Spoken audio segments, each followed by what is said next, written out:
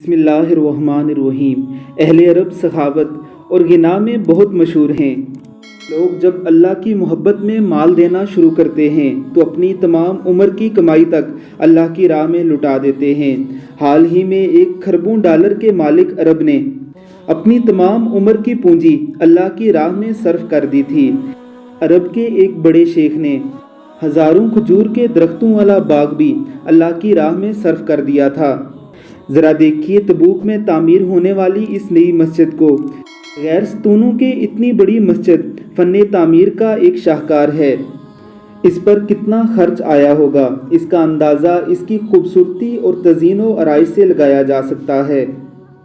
مسجدیں اللہ کے گھر ہوتے ہیں، یہ قیامت تک اپنی اسی حالت پر قائم رہتی ہیں اور اپنے بنانے والوں کو ثواب پہنچاتی رہتی ہیں۔